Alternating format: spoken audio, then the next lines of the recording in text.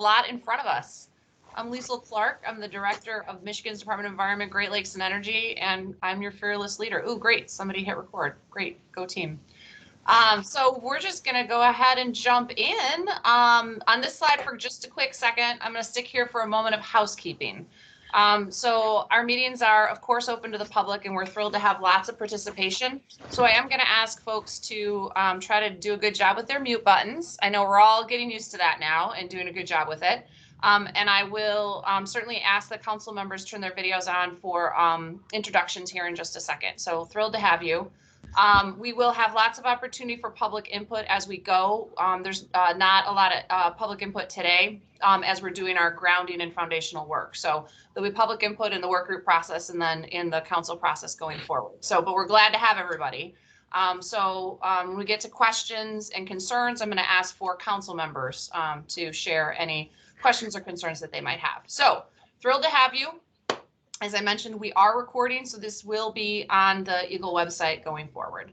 So with that, I am going to hand it over to a welcome from our Lieutenant Governor. So we can watch that now. Hi, everyone. This is Lieutenant Governor Gilchrist. It is my pleasure to be here with you today for the inaugural meeting of the Council on Climate Solutions.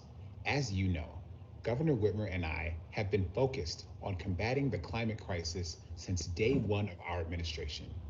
But last year, we took a big step by committing to fully decarbonize the economy by 2050. Across the globe, governments, businesses, and communities are gathering to build plans to mitigate and adapt to climate change. The race to the top is now on. Those who are still at the starting line are behind. We have already started making progress in Michigan, but there's much more work to do. We must act on climate, and we must act now. The work is urgent. Scientists believe that if we do not act immediately, the consequences will be dire. We see changing weather patterns, more severe storm events happening regularly with more dramatic outcomes. We've already felt the costs of inaction. Big problems require aggressive goals and bold solutions, and a lot of voices at the table. I am hopeful that all of you will help develop a plan that not only meets my commitment to decarbonize the economy, but that our plan will focus on providing solutions in communities that have been disproportionately impacted by climate change, and proactively plan to ensure that communities that could be displaced during the transition to clean energy and electric vehicles are not left behind. We have an opportunity here to lead. By embracing the inevitable change to carbon neutrality now, we can move Michigan toward the front of the pack and put our state at a competitive advantage for decades to come. Through your role on this council, you can help chart a path forward that will improve our air and water quality, enhance our public health, prevent disasters, and create thousands of good paying jobs. Thank you for your commitment to serve the state of Michigan and for stepping forward to help lead our state in not just surviving the transition to a carbon neutral economy, but thriving and prospering in that future. It will not be easy.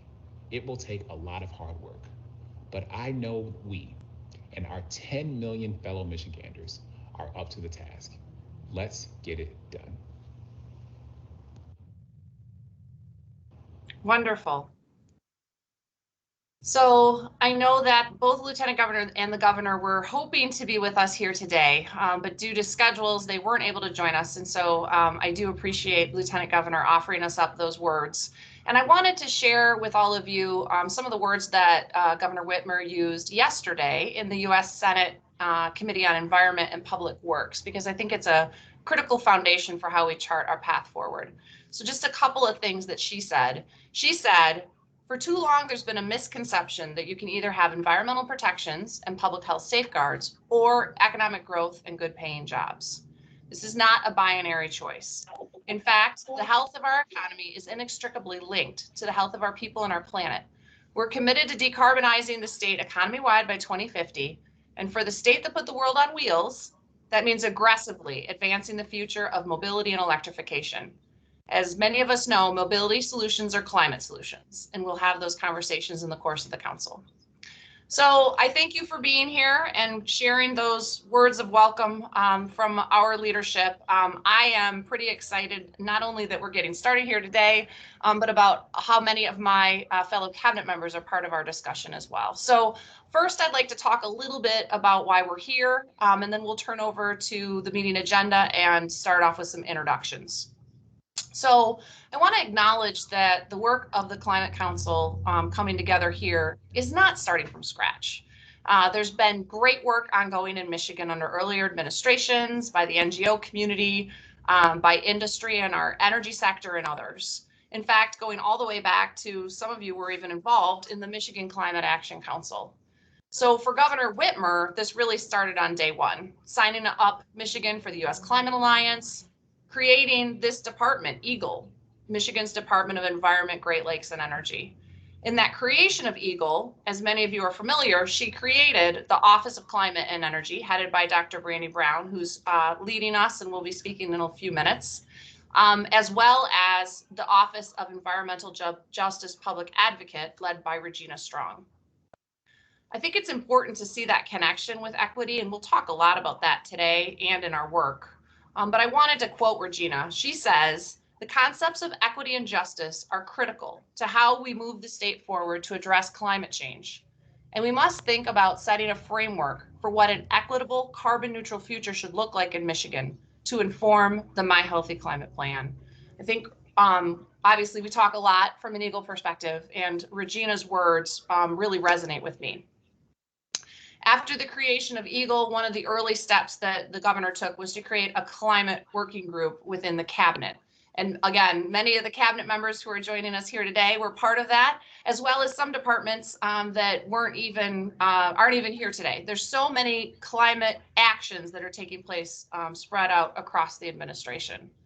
So I want to, again, thank my fellow department directors who are here because it's pretty exciting and energizing to see so many different climate actions impacting so many different departments and them being willing to, all of us, carry this load together. The governor, I'll share a little bit more later about some of the lead by example steps that were led by the governor within the administration. On this call. And that takes us forward to the decarbonization commitment that was announced last fall, as well as the council. So of course, there's 9 state agencies that are represented here, and we'll go through them here in just a minute, as well as 14 members of the public. And so I very much appreciate all of you being willing to take up this task and to join us here today. So when we talk about what are we doing, I want to ground us in that executive order. So you can see that on michigan.gov/climate. I suspect the council members are already pretty familiar with it. It's Executive Order 2020-182. The important part for the purposes of our discussion at the moment is the council must act in advisory capacity to the governor and the department and do the following. Advise the department in formulating and overseeing the implementation of the My Healthy Climate Plan, which will serve as the action plan for the state to reduce greenhouse gas emissions and transition towards economy-wide neutrality. The work must include, but is not limited to, identifying and recommending opportunities for the development and effective implementation of emission reduction strategies, identifying solutions to resolve impact disparities across Michigan, and recommending targeted solutions for communities disproportionately impacted by climate change. So I want to keep us focused on that purpose to advise the governor and the department on the path forward. We need a comprehensive, coordinated plan, and this is just the group to do that work. So moving us into what we're actually going to do here today, we'll talk about our meeting goals. So our meeting goals, we're going to, as you saw in the pre-materials, establish a timeline for our group's work. We've got ground rules for the meeting to talk about, and then values and vision for the process. We'll talk about the executive orders and other governing authority, as well as the administration's energy vision, and then look at the state of energy in Michigan and potential pathways for short-term and long-term decarbonization. We've brought in Dr. Carl Hauser from WRI to give us a presentation and to ground us in the work of the council. This prepares us for the work ahead and helps to start building that shared understanding amongst the council members. And I'll talk in a few minutes about how all the different pieces interact. We'll talk about the work groups and about the council and the groups that we liaise with. And I certainly won't have all the answers. I'm looking forward to learning a lot from all of you as council members, as well as from the extended public as we have these additional public conversations as well. But I think a really great place to start is introductions. So you know a little bit about me, and we'll learn a little bit more as we go forward. You do have an agenda that we sent out ahead of time, and I'll say it's pretty broad blocks. So just know that we'll be a little bit flexible in that timing today. So what I would like to do, and I would like to go around the council members and do introductions.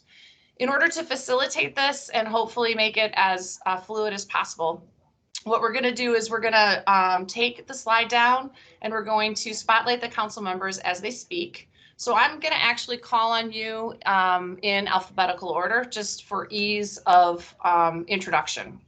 So when I call on you, and I know some of you are with us by phone, some of you are with us by video. If you can turn a video on and you're comfortable doing that, we'd love for you to do that so that we can see each other.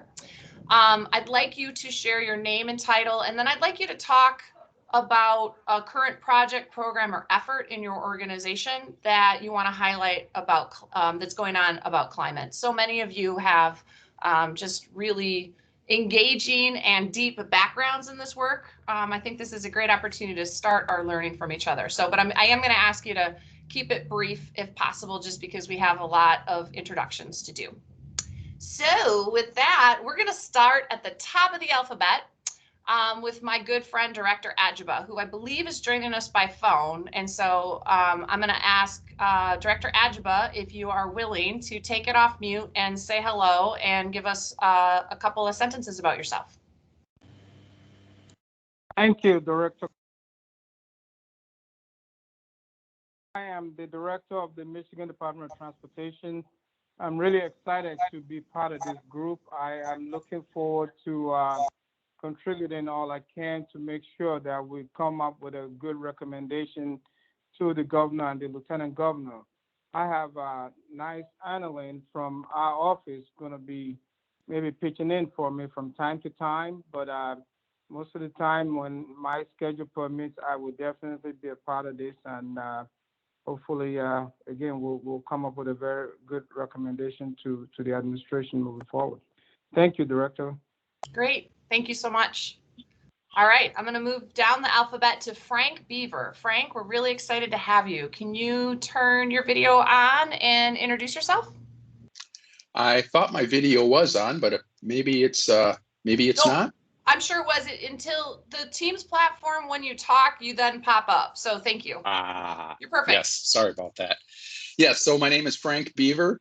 My name is actually William Beaver. If you'll see that in some of the official correspondence or on my email, but just always gone by Frank, a nickname I picked up when I was a child, and it stuck with me all these years. I currently serve as the director for the Natural Resources Department for the Little River Band of Ottawa Indians. We're one of the 5 Chippewa-Ottawa Resource Authority tribes, one of the 5 Cora tribes through Northwest Michigan and the eastern part of the Upper Peninsula. And so my crew here is pretty small, but we're focused. And we're focused a lot on partnerships because of the small size and the very large area of our ceded territory that we work in to protect. So those are some of my main drives that I have on going to the office every day, is to be in that ceded territory discussion, and those resources obviously depend on a clean and healthy climate and environment. So thank you. Great. Thank you, Frank. Glad to have you.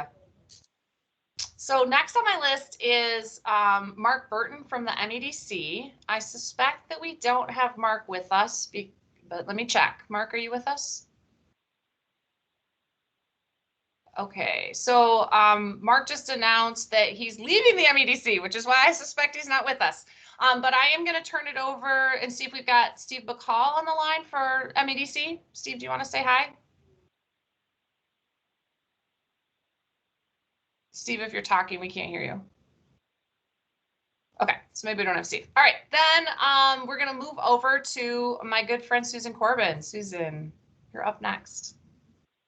Hi, I'm Susan Corbin. I am the Acting Director of the Department of Labor and Economic Opportunity, and I'm very excited to have the opportunity to work more closely and more directly on these issues. But two significant areas of overlap where I think we'll need to engage is first the Office of Future Mobility and Electrification sits within our department. Liesl serves on that council. And the Chief Mobility Officer, Trevor Paul, is, works with MEDC and LEO on, significant issues related to that. So I think that we'll be encountering a lot of overlap, and we'll definitely need to engage the mobility community, obviously, on the issues that we'll be discussing here. And then also a significant part of our responsibility has to do with employment and training. So as we think about the transitions that our economy needs to make related to climate change, I hope that we all kind of keep in mind the impact that this can have on our workforce, and look for workforce training opportunities for the new careers that we know will be opening up related to this transition. And then I should also introduce Judd from our staff, who will be, participating in all the meetings and making sure that we're connecting on everything that we need to on mobility. Thanks, Susan. And hi, Liesl. Hi, rest of this council. Judd Herzer here, Policy Director at LEO and with the Office of Future Mobility and Electrification. I really look forward to the discussions and policy development work that we're going to be doing.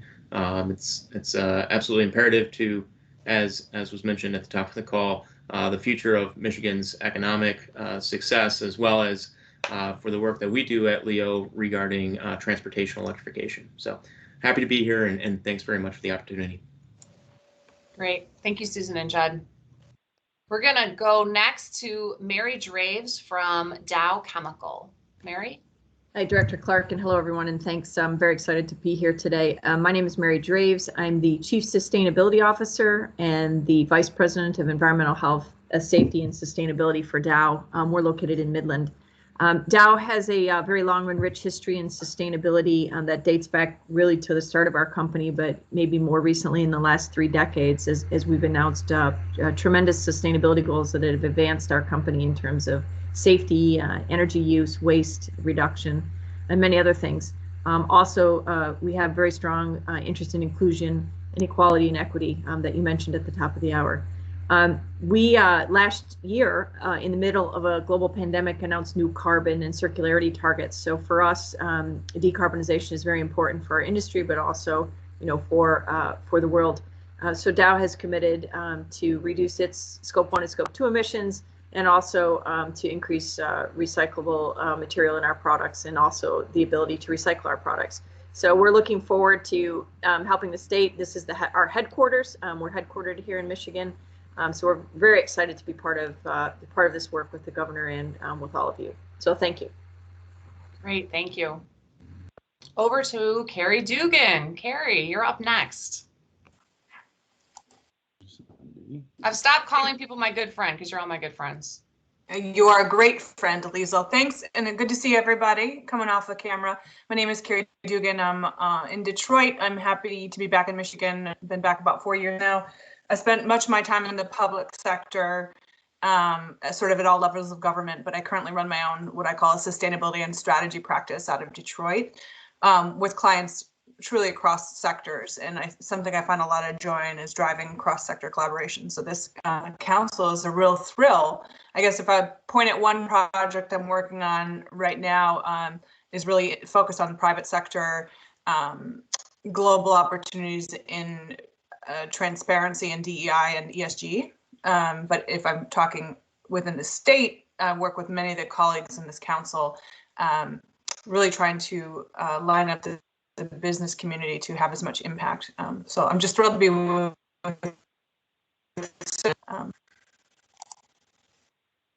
Great, thanks, Carrie. We're going to move over now to Director Eichinger.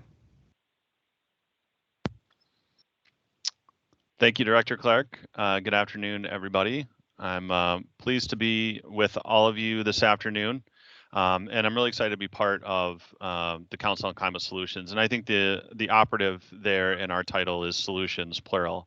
That, you know, the work that we articulate here, there isn't a single skeleton key that we're searching for that's going to answer all of our questions on how to solve the climate crisis in this country. It's going to depend upon a lot of actions at a lot of different scales, and that's really what we've been focused on in the Department of Natural Resources. We're looking at sort of site-specific scale solutions. So we've been doing renewable energy conversions at some of our facilities. We're looking at helping to kind of fit into the renewable energy matrix by looking at different public lands that are under the management of the Department of Natural Resources for siting large-scale, utility-scale solar arrays.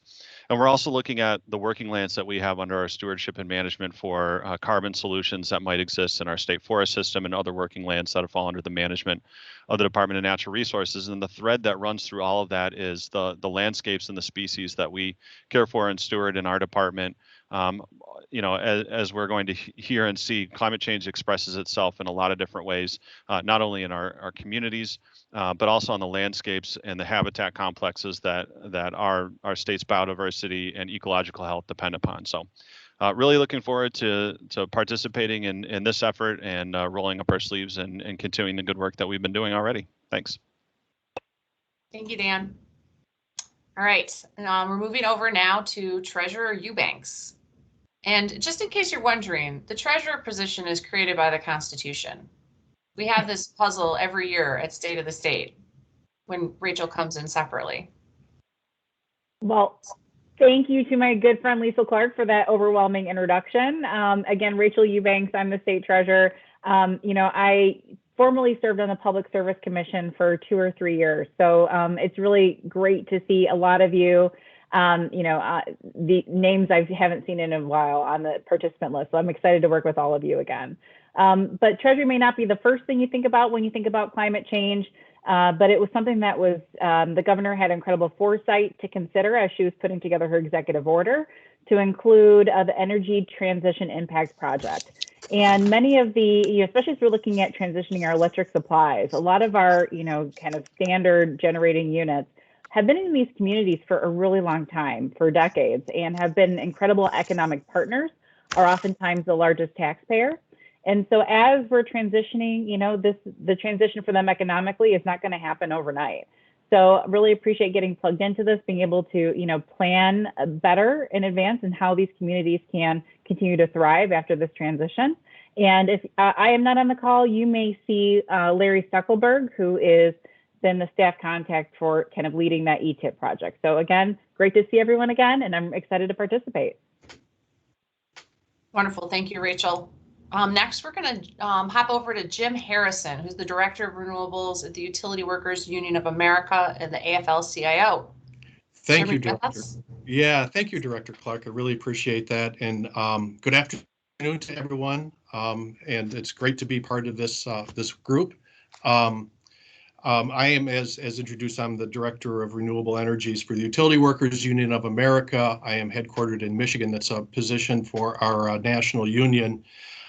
In Michigan, we represent workers in across the energy sector, gas, electric, water, municipal services. And our workers have been, men and women have been on the front lines of this energy transition across the country. Our national union thought it was critically important to help manage the energy transition and evolution, to establish a director to ensure that we can help promote high road jobs in the renewable energy sector, be able to grow apprenticeships and pathways for folks both in transitioning from fossil fuel jobs as well as making connections for entrance and pathways for people who don't traditionally have those opportunities within renewable energy. Very much interested in this work naturally, have been working on the issue of energy transition probably for about 10 years now. and very much want to engage in the impact on workers and pathways for communities and be able to use part of this as an economic stimulus for workers and communities as we work through this transition and make sure that we meet the goals that are established. So once again, thanks, and I appreciate meeting everyone. Thank you, Jim. Glad to have you.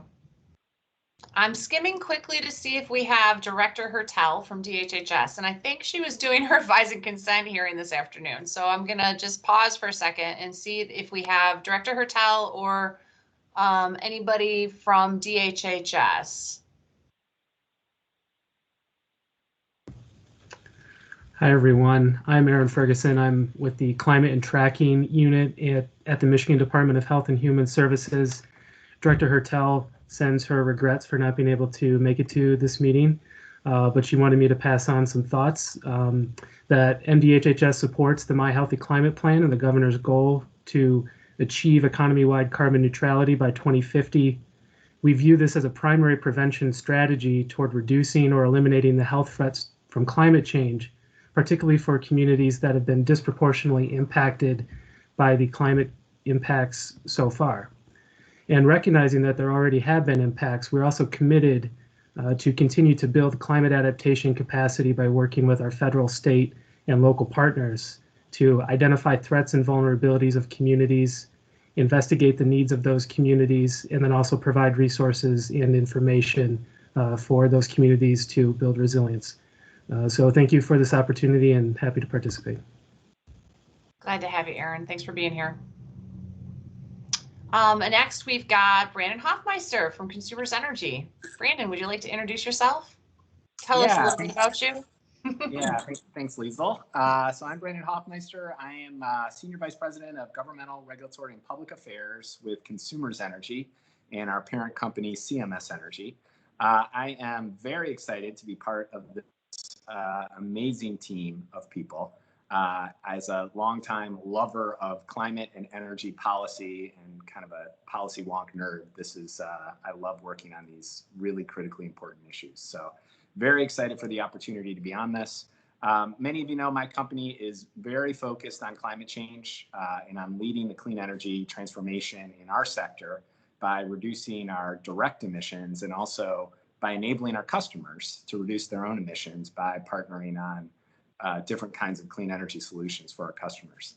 We've got a net zero goal by 2040 for our electric generation business, and we are in the process of formulating our Clean Energy Plan 2.0, our next version of our industry-leading clean energy plan that we filed a couple of years ago. And so we're excited about that development, and we'll file that with the Public Service Commission later on this year. So excited to be here. Thanks, Liesl. Great. Thanks, Brandon. All right, we're going to now hear from Marnice Jackson. Marnice, I saw you on the line. Hi, good afternoon, everyone. I'm Marnice Jackson. I am the co-director of the Midwest Building Decarbonization Coalition.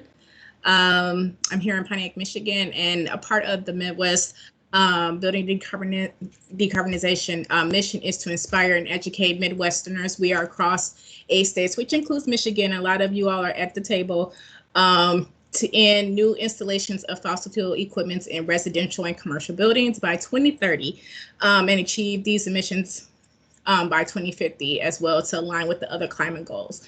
The role of the Midwest BDC is to support and educate coalition members, of course, build capacity and provide resources and support individuals who may not have access to resources, and to provide grants to environmental and climate justice communities who may not have access to these resources.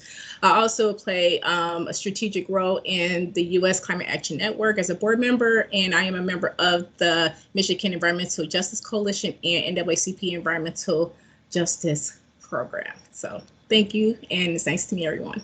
Ooh, well, from that description, you can tell we're really glad to have you, Marnice. Thank you. All right, next, Director McDowell from the beautiful Upper Peninsula. Gary, you're on. If I get unmuted. And...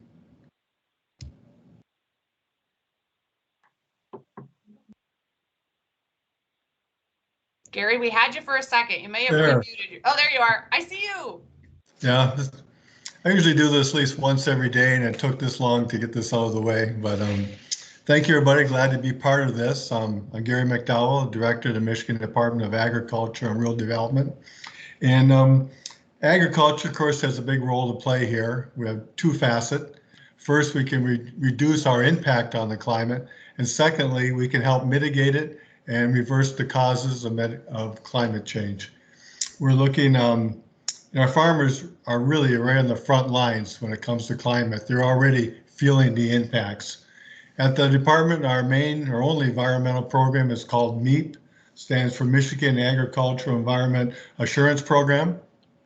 And it's voluntary, but we work with the farmers, with the producers to put in best practices. It's a voluntary program, and it is sunsetting at the end of this year. So that also gives us a big opportunity there to look at how we can make the program better and moving forward to help mitigate climate change and ag's impact on it. So we'd be looking for everybody's help to get a better program moving forward.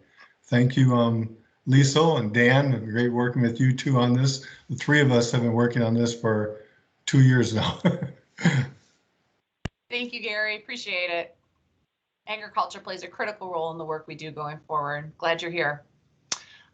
Next, we're going to go to Phyllis Meadows from the Kresge Foundation. Phyllis, love to hear from you. Yeah, thank you, Director. Good afternoon, everyone. I am Phyllis Meadows, and I'm a senior fellow with the Kresge Foundation and also a co-chair of the Philanthropic Health Affinity Group here in Michigan. I wanted to acknowledge our environmental team, which we at the Kresge Foundation, as you know, we're a national funder, but we have an amazing team of environmental specialists and advocates who are doing grant making across this country in the area of climate mitigation and resilience. Very excited to be a part of this, especially with the emphasis on climate and climate change, climate solutions, and equity. A lot of my work has been working with families and communities that have been disproportionately impacted by climate, among other things. We have an initiative right now that's going on at the foundation that's called Climate Change and Health Equity, where we're investing in communities across the country who are advancing their advocacy and social justice work to move on climate policies in their localities that will make a difference in their exposure. So I'm really excited to be here.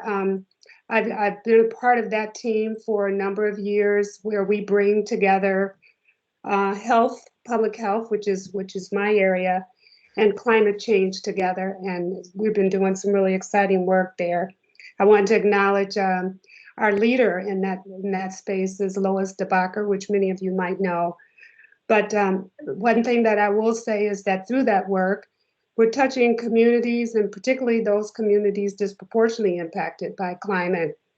And we see that as a window to the world. So I'm hoping that in addition to bringing that expertise of our team and the work that we're doing at the foundation, that we'll be bringing the voices of those communities who are working across the country and creating their own solutions and working to address these issues, just like we're trying to do here in Michigan. So thank you very much for having me, and looking forward to contributing in a meaningful way.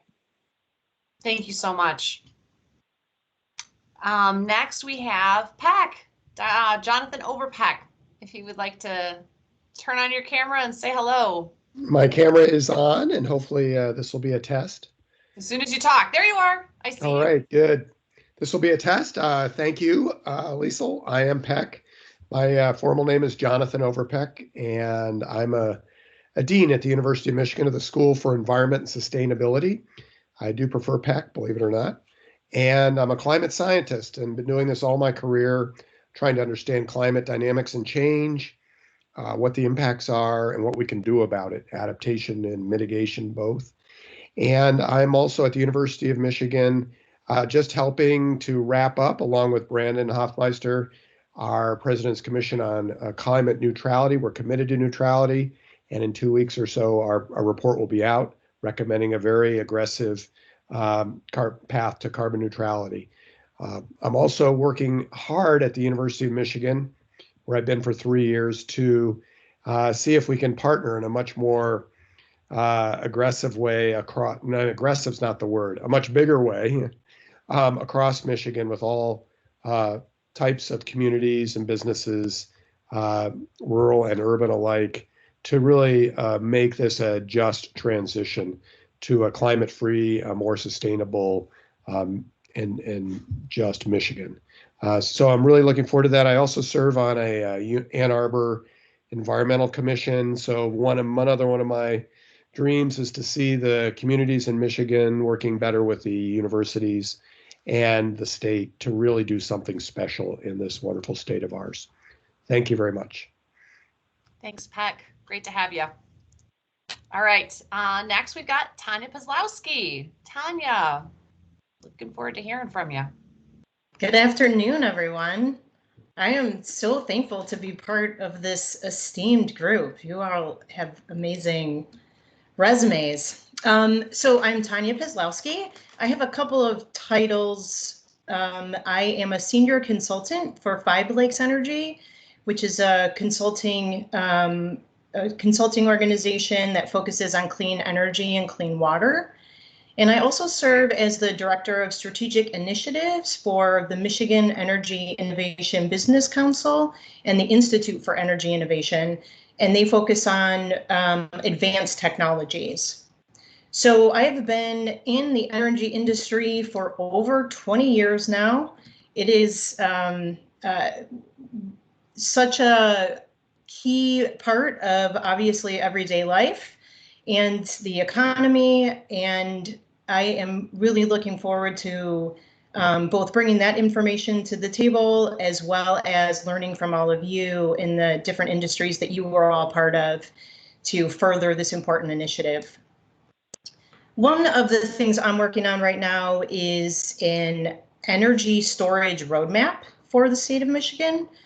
And we are looking at the opportunities to further the development of storage in the state. That is obviously key to supporting additional development of clean energy and will be important in the net zero carbon policies for the state. So I'm really looking forward to working with all of you. Great. Glad to have you, Tanya. All right, next, working our way through the list, Cynthia Render-Williams from Ford. Cynthia, looking forward to hearing from you. Hello, I'm Cynthia Render-Williams, or Cynthia Williams for short. I've been with Ford for about 30 years. My role there, I'm the director for the global director for sustainability, homologation, and compliance. And one of the things that my team does is puts together the annual sustainability report. And you may have seen last year, we announced that we would be carbon neutral by 2050. So that aligns with the governor's goals. And also in terms of alignment with this group, we also have aspirational goals around diversity, human rights, air, water, and materials. So looking forward to working with this group. Thank you. Great. Thanks, Cynthia. Next, alphabetically, we've got Phil Roos from Great Lakes Growth Works. Phil, how are you? Hello. Thank you, Director Clark. Hello, everybody. Really honored to be part of this council. My day job is I'm CEO of a firm, Great Lakes Growth Works. Liesl mentioned it's an innovation and strategy consulting firm. We help companies and organizations innovate and grow and thrive amidst disruption. And we help them sort of map out what the future looks like and how to deal with it. Work in a lot of different industries, and through that work, kind of indirectly, climate change and its impacts have come up pretty regularly, and we do a decent amount of sustainability consulting work within that. But my other hat is I have a pretty deep involvement on the advocacy side of environmental issues, working on climate, water, and environmental justice, and a range of other issues as a board member and in a hands-on way.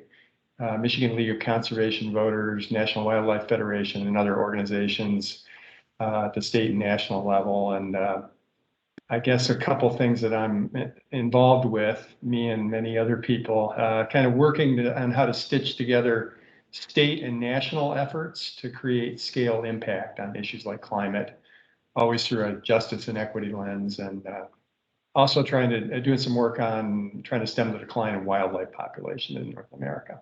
Really happy to be part of this, honored. Thanks, Phil. These introductions are just making me more excited about the opportunities for this group. So next, I'm going to ask Chairman Scripps to introduce himself. Dan? Thank you, Director Clark. My name is Dan Scripps. I'm the chair of the Michigan Public Service Commission and serving out the remainder of the term that was vacated by Treasurer Eubanks. So thanks again, Rachel. We have a significant bearing. We're not a climate regulator at the commission, but we do have a significant bearing on climate with the decisions that we issue. And one of the initiatives to try and dig deeper on that is the My Power Grid initiative, which we launched in October 2019 in partnership with the governor to maximize the benefits of the transition to clean distributed energy resources to Michigan businesses and residents. And that's one of the ways that we're trying to understand the transition taking place. What are the benefits? How do we get in front of it? We know that we're not driving these changes. That's technology and markets and customer demand and climate. But we also want to make sure that we're positioned to benefit from them and not being sort of overrun by them. So I'm excited to be part of this group. I'm really looking forward to this discussion. Thanks, Great. Director. Thanks, Dan. All right, next we've got Darrell Slaughter from NRDC. All right, thank you, Director Clark. Good afternoon, everyone. Again, my name is Darrell Slaughter. I serve as the Michigan Clean Energy Advocate for the Natural Resources Defense Council, NRDC. But also, when I'm not doing that, I also serve as a county commissioner in Ingham County. So I'm really honored to be part of this council. This is such important, amazing work that we're all going to be engaging in. Some of the work that we're doing, not only in Michigan, but across the country, we are fiercely advocating for more clean energy to be part of our grid, policies to decarbonize all sectors of our economy, working with our utility partners to make sure this happens in other sectors as well.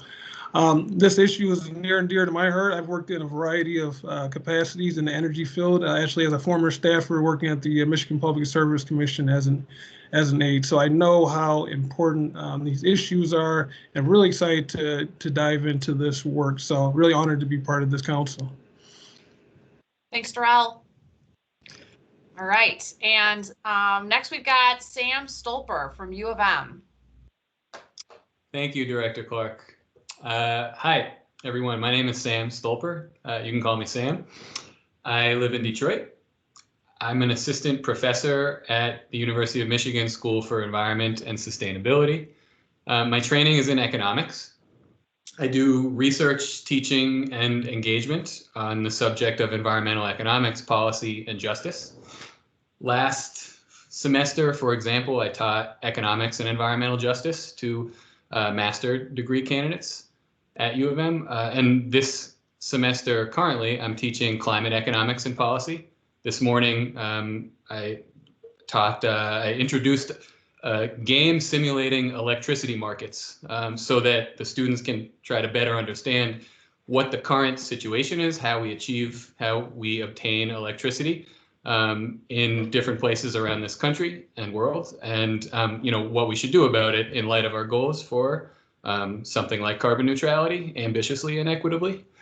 I don't have one research specialty. I've studied or am studying fuel taxation, transportation policy, energy efficiency, air pollution, and water affordability in Detroit.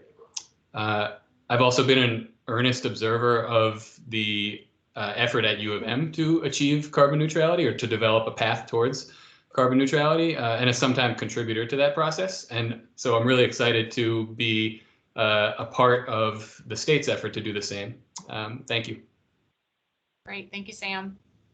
All right, and last, and I'm sure he's used to this with the last name of Vogelweed, we've got Ron Vogelweed from Whirlpool. Ron, pleasure to see you again.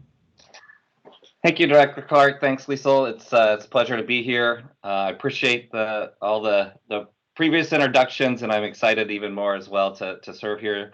I'm currently the Global Sustainability Director at Whirlpool Corporation here in Benton Harbor, Michigan.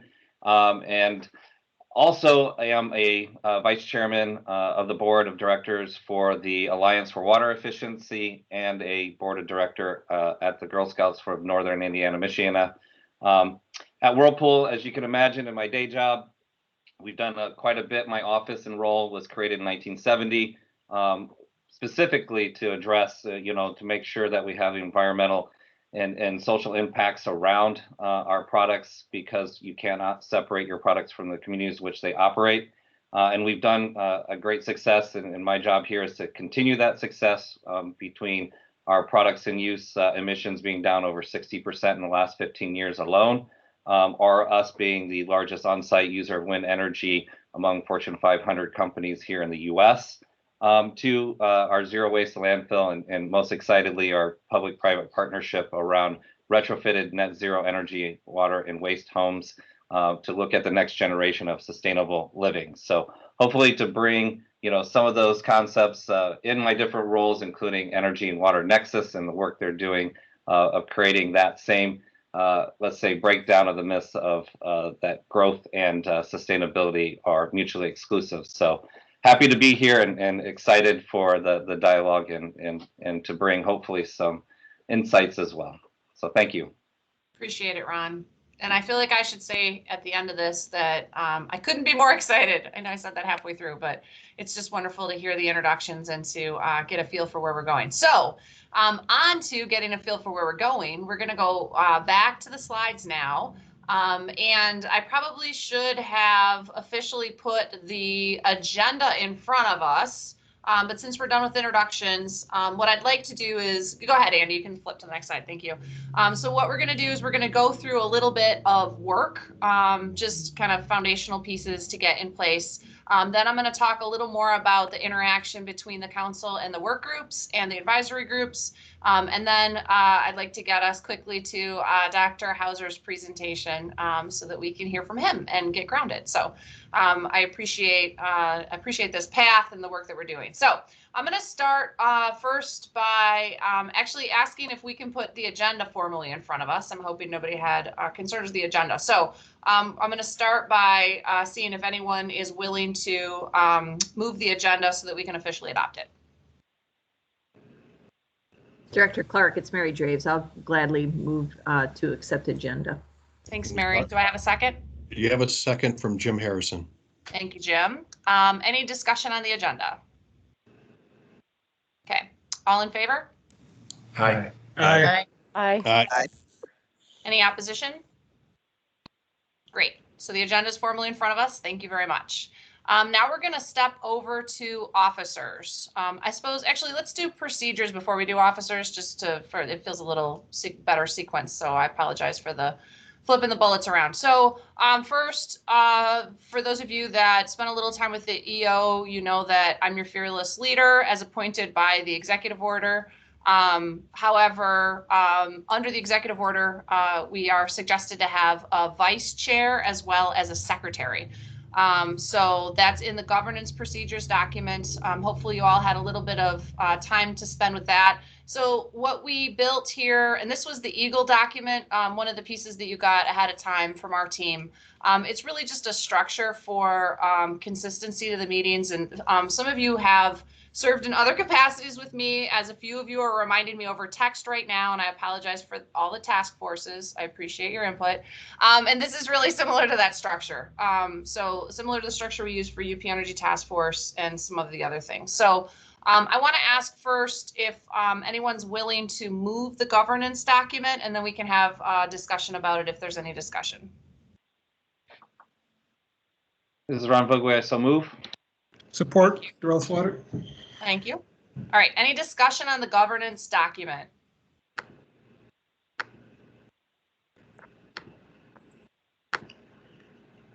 Okay, folks feel it's pretty standard. Thank you. So we'll go ahead. All in favor? Aye. Aye. Any opposition? Okay, great.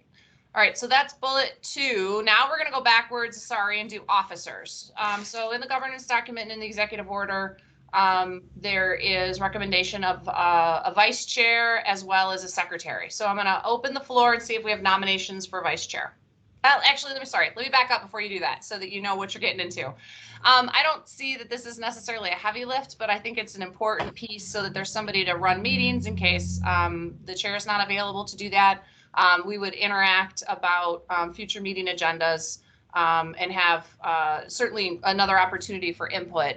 But for the most part, our team at Eagle, aided by Great Plains Institute, will be pulling the materials together. So it wouldn't be, we're not gonna have you, putting in 10 hours a week or anything like that. So just so you have a feel for what it is.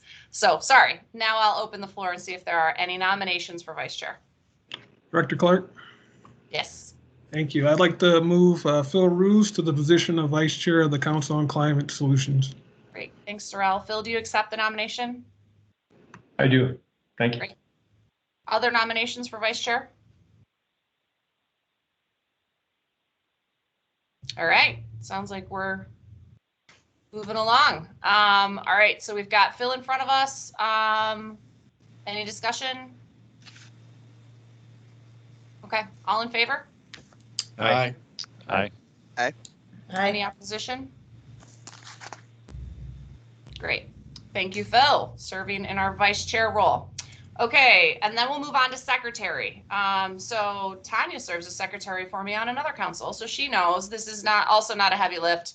I think it's important to have another set of eyes on the materials that our team puts together. Obviously, we're taking minutes, creating agendas for future meetings. You'll be receiving minutes from each meeting. You'll also be receiving materials like if we receive public comment to the email box. And so those are the sorts of things that we just communicate with the secretary on so that there's another set of eyes to make sure that we're delivering value to you and to our 10 million bosses.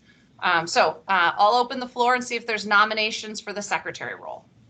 Director Clark, I'd like to nominate Commissioner Darrell Slaughter for secretary. Great. Darrell, do you accept? I do. Great. Is there a second? Sorry, I should ask for a second. Second, Phil Roos. Second. Thank you. Anyone else interested in nomination for the secretary role? All right.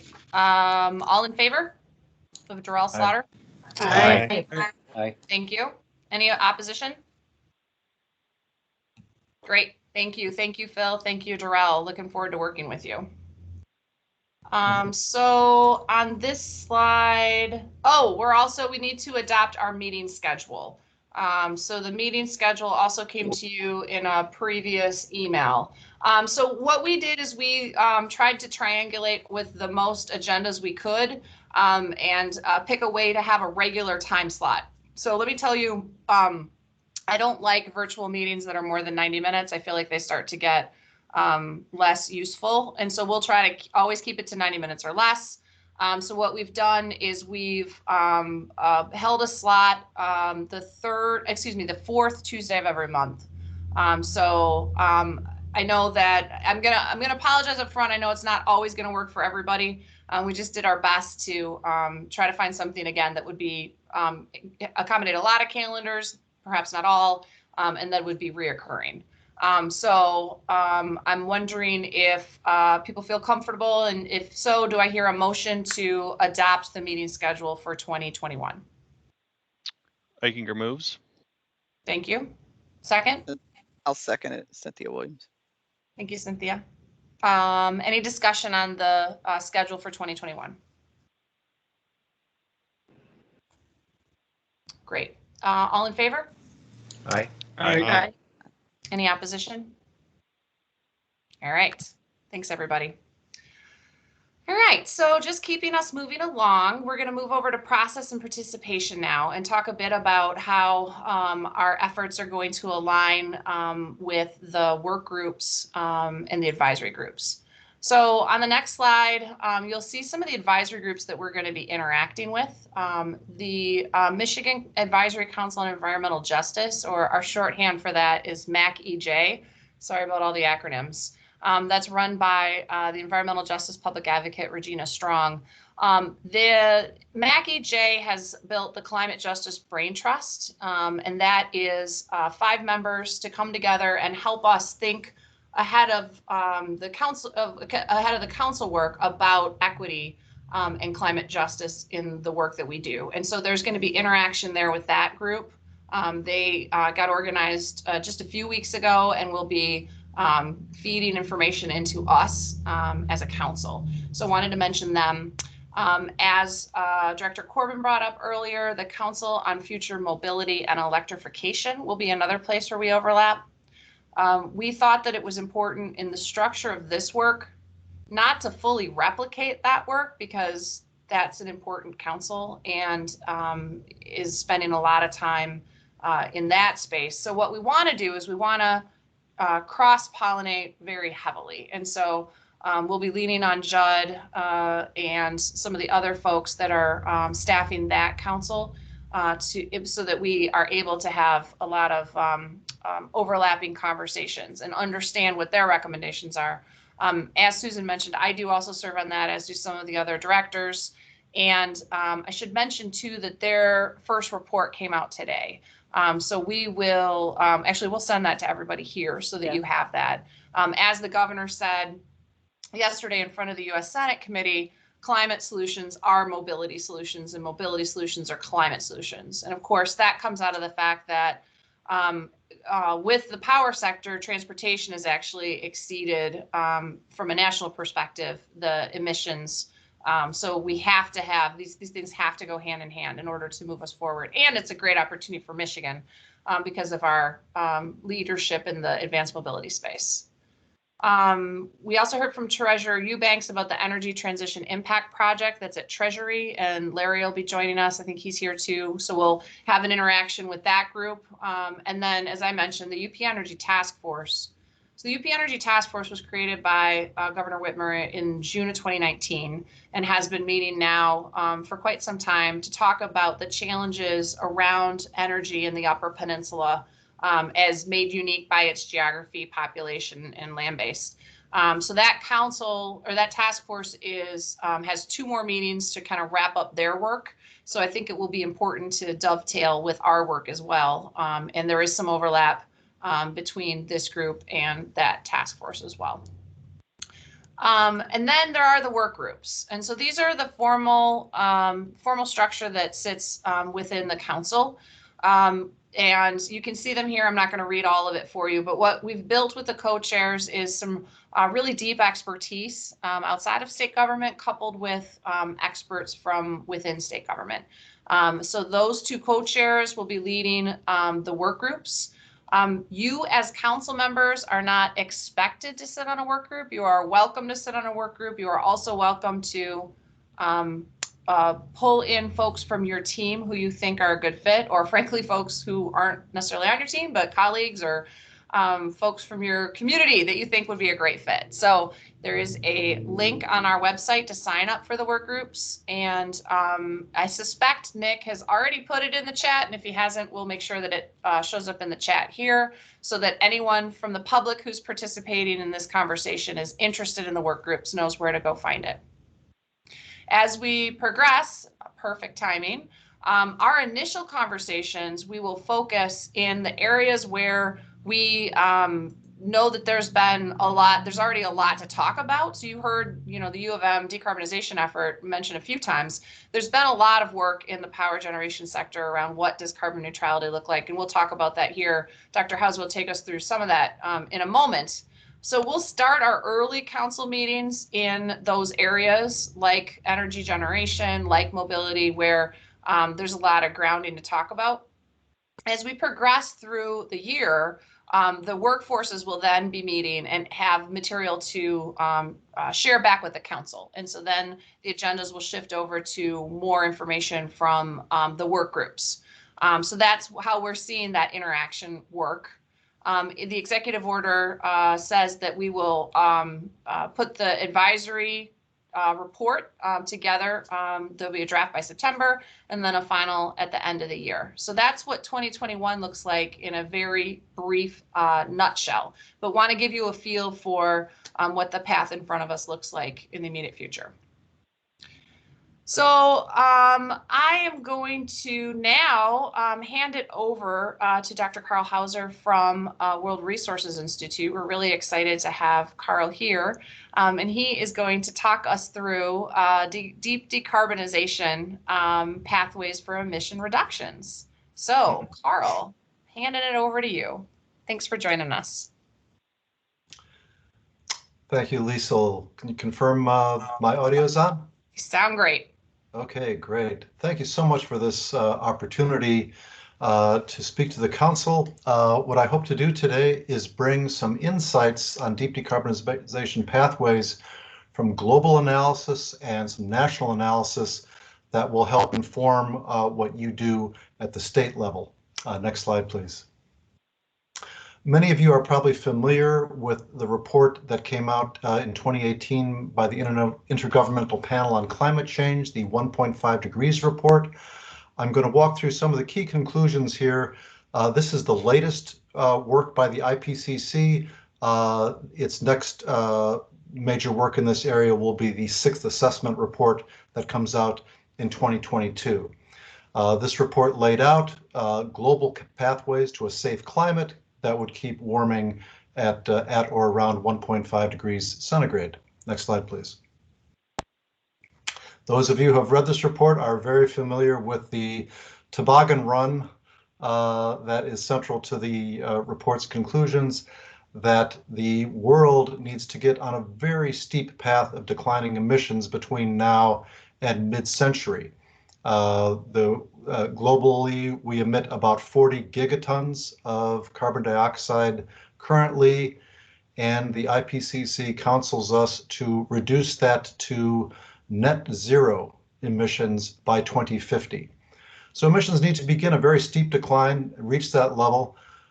Sadly, even if they do, there's a likely, very likely chance of overshooting atmospheric concentration levels that would keep us at 1.5 degrees.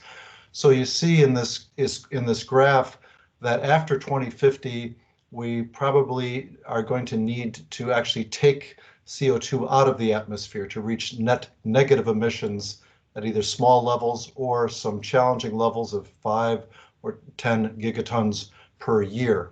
The IPCC looked at many pathways from many different studies and highlighted 4 illustrative pathways, which I'll return to in a minute, called P1, P2, P3, P4 there. So let's go to the next slide and look at some of the key takeaways from the pathways. How do we get on that steep decline?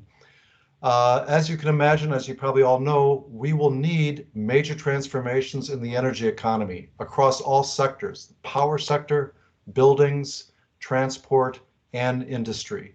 In addition, we'll have to reduce the non-CO2 gases as well. The second key takeaway from the IPCC report is that renewable electricity can grow to be the predominant source of our electricity, but probably not all the way to 100%. In the 4 illustrative pathways they highlighted, wind and solar generated 63 to 81% of total electricity at the global level. So the good news is it can grow rapidly, but perhaps not all the way to 100% of electricity generation. The third big takeaway, as I highlighted just a minute ago, is that we are going to have to start preparing for the task of carbon dioxide removal, either at a modest pace or at a very large aggressive pace, depending on how fast we can get on that downward trajectory. Next slide, please. So now I want to turn to what do those transformations look like. I'm going to turn to a national study done by Jim Williams and Evolved Energy Research that was released just in the last couple of months, but very consistent with studies over the last couple of years. Studies that indicate that there are really 4 key strategies that we need to apply in the US, at the state level, at the global level, to take our energy system down to zero carbon. And I want to start with the second strategy here, energy efficiency. We need to make all of our end uses as energy efficient as possible. And we know lots of ways to do this. The graph here you see shows energy use per person in the US currently at about 200 gigajoules per person. We know we can take that down below 150, drop it by about 40% by making our buildings tighter, our equipment more efficient, our means of transportation more efficient, lighter materials more aerodynamic. In industry, there's still many opportunities to become more energy efficient. We can do this. We know how to do this. The second strategy in the third bar there is across all of our end uses, we need to electrify as many as possible. We need to substitute the direct use of electricity for the combustion of fossil fuels. Right now in 2020, as you can see in the graph, about 20% of our end uses are served directly by electricity. We can get that up to close to 50% and also use what we call electric fuels, hydrogen or ammonia or other synthetic fuels produced from electricity, but that emit no carbon when we burn them. So we can get up to about 60% of our total end uses through some form of electrification. In buildings, we can switch over completely to electric heat, electric cooking, electric gas, electric water heating. In transportation, we already see, of course, the move toward electric vehicles, starting with lighter vehicles, but we can move that in also into medium-duty vehicles and beyond. In industry, there are many applications where we can switch to the direct use of electricity, again, or fuels like hydrogen or ammonia. So again, we know how we can do this kind of electrification of the economy. If we're successful in that, we'll go back to the first bar here, we need, of course, to generate all that electricity with zero carbon sources or very low carbon sources. Right now, we generate about 500 grams of CO2 for every kilowatt hour we make. We know how to take that down to close to zero. Many choices: solar, wind, hydro, geothermal, nuclear, and combustion of fossil fuels or biomass with carbon capture and storage. So electricity use could grow 2, 3, 4 times over the next 30 years as we electrify the economy, and our challenge will be to phase out our high emitting sources and move to zero carbon generation. But again, lots of choices, and we know how to do this. The fourth key strategy is carbon capture. I already alluded to how we will need to remove CO2 from the atmosphere beginning 2040, 2050, but also if we use carbon capture on power plants or industry, we'll be capturing carbon and we'll need to sequester it or store it or use it in various industrial applications, possibly to make synthetic fuels. And there you see, we do almost no carbon capture right now, except on a few pilot plants, but we need to scale that up to perhaps as much as 800 million tons by 2050. But again, we know all across all these strategies, we have technologies that are already commercial or near commercial that we can do this. And of course, more R&D will bring us even more options. Next slide, please. I now want to go into two areas, renewables, and then we'll talk a little bit more about carbon dioxide removal to do a little deeper dive on, I think, two important points. As many of you know, there has been a renewables revolution over the last 10 years. The cost of wind power has dropped about 70%. The cost of solar photovoltaics has dropped about 90%. And this has been just a fantastic gift that will let us solve the climate problem at a much lower cost than we thought 10 years ago. Federal, state, and corporate purchasing policies have been driving this to now we generate about 20% of our total electricity with renewables and with our existing hydro base. So that's all good news, but next slide, please. Mainstream modeling and policy analysis also wants to just put a caution on this. Some people think that we can build this electric supply completely from renewables. And it may be technically feasible to do that, but most mainstream analysis indicates that that would be very expensive, and you might encounter more reliability problems if you tried to run a grid almost entirely on wind and solar. And of course, this is driven by the fact that wind and solar are highly variable, sometimes intermittent, due to the time of day, of course, when the sun goes down. Wind patterns, solar patterns vary by month and by season, of course. And finally, most importantly, there's just that random weather fluctuation. And I love the Germans. They have a word for it. They call it the Dunkelflaute, the dark doldrums. Predictably and episodically, wind power and solar power drop to very low levels in Germany. And they have to crank on their fossil fuel plants currently to counter for that. But you have to have something to fill the gap when you have these random weather events that can last for days or even sometimes weeks, where your renewable generation would plummet below its average levels. So grid operators would have to incur major integration costs that would drive up the total cost of the system by either just massively overbuilding solar and wind, or by building a lot more transmission lines, incurring demand response costs for program implementation and hardware to move demand around, or storage through batteries or other means. So all those integration costs tend to get very high as you get closer to 100%. But we can easily build out our current systems to 60, 70, 80% or higher, but we do need some firm, dispatchable, zero carbon sources to complement these future power systems that will be very heavily renewable. Next slide, please. Let me go back to my favorite slide and say that mainstream analysts really urge us to prepare for this task of carbon dioxide removal. We know that there's natural ways to do it, enhancing forests and soil storage of carbon. We know that there's technological means, direct air capture, literally pulling CO2 directly out of the air, concentrating it and pumping it underground or utilizing it. Bioenergy with carbon capture, burning dedicated crops and capturing the CO2 and putting it underground would create a net negative energy source. And there's other things on the drawing board too, that all of these require aggressive RD&D to fully commercialize and bring the costs down.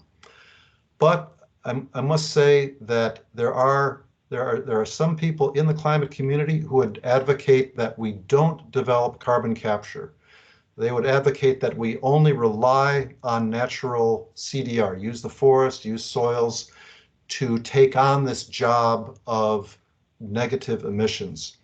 I think there's two problems with that, frankly. One is that there are physical limits, both at the state, national, and global level, to how much we can enhance forest and soil carbons. We should do it, and it can be very cost effective, and it has lots of multiple co-benefits, but there's simply not enough. And if you go to the IPCC reports, you'll see what I mean on that. So we need to develop the technological means, and a lot of the same technology is the kind of technology we can apply in the power sector, in industrial sources where we may still need to burn fossil fuels and we can't convert them completely, say, to electricity. So again, this is a widely held view among climate analysts that we need to develop carbon capture both to eliminate emissions in power and industry, as well as to prepare for the tough job of carbon dioxide removal in 2 decades hence. Next slide, please. My final metaphor is that we need to spread our chips across many technologies. We're not sure exactly which ones are going to fill in those sort of 4 key strategies. And there's going to be some pleasant surprises and some unpleasant surprises as we develop the technologies and try to apply them. The problems could come in on a technology front or an economics front or a political acceptability front. So we shouldn't place all of our chips on just a few technologies, but develop a broad portfolio of technologies. And I'm very happy to know that Michigan is on the cutting edge of many of those technology developments. So I'll close with just this last slide to segue to your Michigan process, if we can flip to the next slide. And that is, you are in very good company. Of course, many states have renewable portfolio standards driving increasing renewable generation. Many states are setting GHG targets. Many of them are net zero targets in the decades ahead.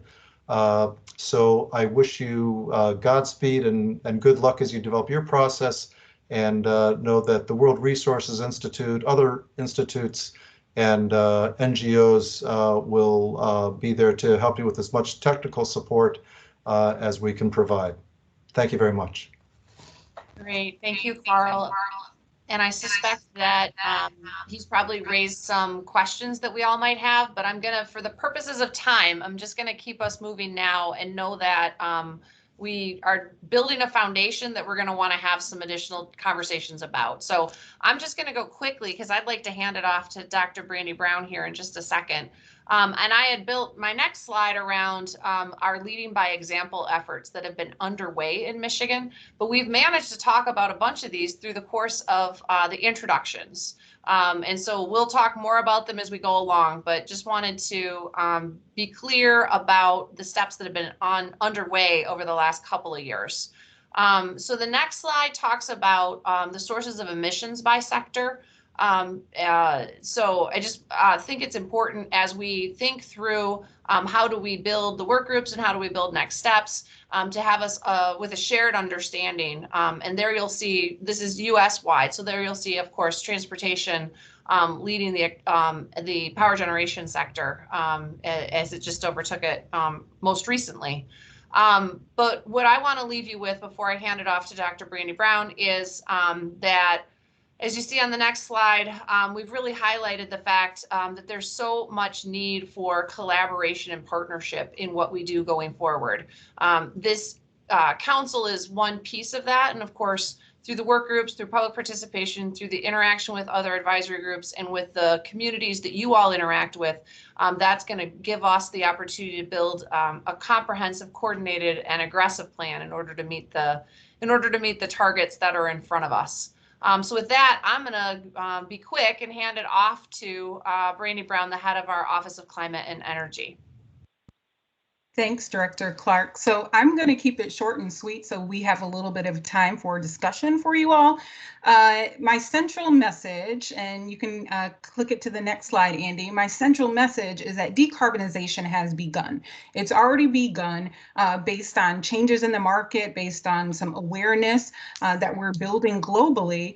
And right here in Michigan of our energy consumption practices. And that happens at the individual level, but that's also been happening within industry, within our companies as we become more efficient and aware of saving money and also weatherizing our homes. But what I want you to get from this graph, which is sourced from the EIA data in 2018 and shows our trends here in Michigan with CO2 emissions from 1990 to 2018, is that none of these lines, none of these slopes on this graph are showing that toboggan run that Carl showed. These, the slope you see, I think the steepest one we get here is an electric power, and that reflects the change in the energy mix that we've had over this time span, as well as some of the things that we've done with our RPS here in Michigan. But we need to get to that toboggan run. So as we are working on the council, as we are working in our work groups and back in our organizations that in our communities, we need to figure out ways to be as aggressive as possible in a way that builds a resilient Michigan. So that's all I have to say. I'm going to skip my next slide and leave it at next steps with Liesl. Thank you. Great. Well, before we go to next steps, this is a great slide. Leave it here, Andy. But before we go to next steps, I do want to open it up for questions, comments from council members. And so I think the easiest way to do that on Teams would be to use the raise hand function. So hopefully for those of you that are participating on your laptops or, you know, in a function where you've got the raise hand. I'm going to see if we've got discussion amongst council members. So if there's any questions, you know, certainly for me, but also for Carl or for Brandy, we can have a brief discussion. And sorry that it got so crammed to the end here.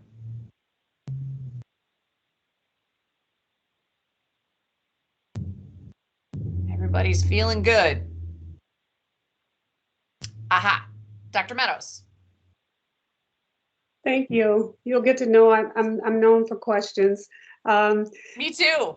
Okay, we got that in common.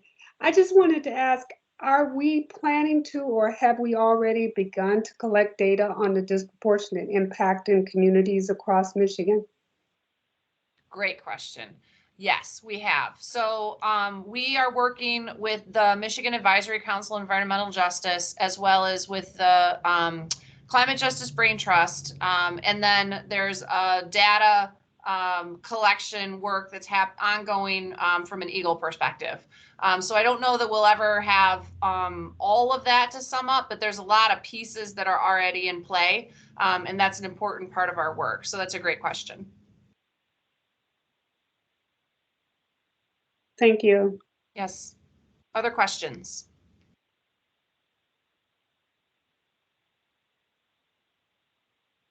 All right. Well, I'm going to talk a little bit about next steps in case you come up with questions for me, for Carl, or for Brandy. You certainly can bring those up here in a minute. So our next meeting is March 23rd. Again, we're aiming for the fourth Tuesday of every month. The work groups, the co-chairs are getting together here over the next few days, and they'll be communicating, the work group co-chairs will be communicating with the work groups. Again, you're welcome as council members to join the work groups if you want to, or certainly to send others to the work group if you want as well. The work groups will be reporting back to the council, so you'll receive the input there, but do expect that there's more time and more digging in happening within the work groups. Meeting materials you'll receive as council members ahead of time, and everything will get posted on michigan.gov/climate. So this slideshow will be there, as well as recordings and as well as other materials as the effort progresses. All right, so you managed to come up with questions. Good job. I think I saw Peck raise his hand. Yeah, really a mundane question, but we're going to meet the fourth Tuesday of every month, 3:30 to 5. Just to confirm 3:30 to 5. Yep. Okay, thank you. And it's fourth Tuesday, so not last Tuesday. So notice that. And then we'll play with the end of the year once we get there to figure out how that works. Thank you. Yeah, thank you. I'm really looking forward to those of you that participated in the U of M process to help guide us. Other questions, discussion?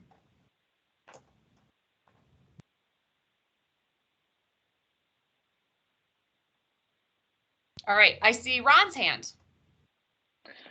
One on process, when we look at, data sources for both suggestions and or providing data or different data sources, what's the process you'd like to follow for that? So I'm going to hand data source discussion over to Brandy, and while she's getting off mute, I'm going to say that I think this is going to play out in our work group process. Yes, work groups will be able to accept data sources, and you can always send them to me and Liesl, and we will get that situated for you. Thank you. We're very much excited about the expertise and materials that you all bring to the table, as well as your colleagues and people that you're connected with, because again, there's a lot of material out there, and we certainly don't want to reinvent the wheel.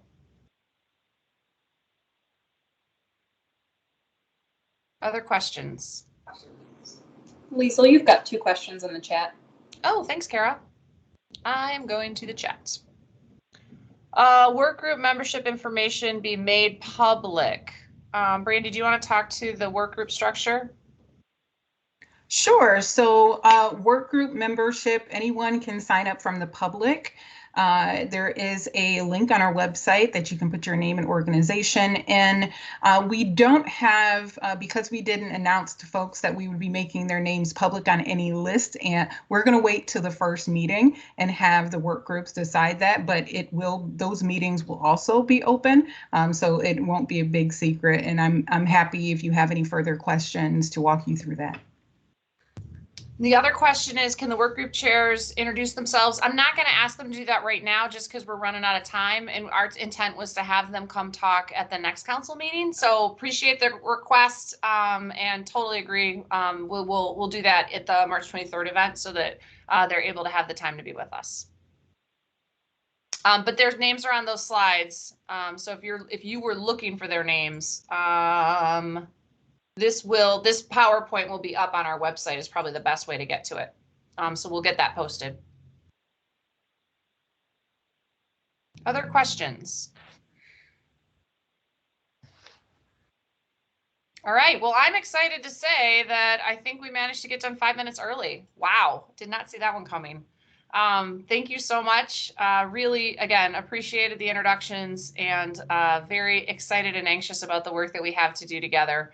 I think this is a fantastic group, and we're excited to be leaning on all of your networks and the work groups and the advisory councils, as well as public interaction in order to build the strongest plan possible. So thanks for your time. Look forward to interacting with everybody. And here's 4 minutes back.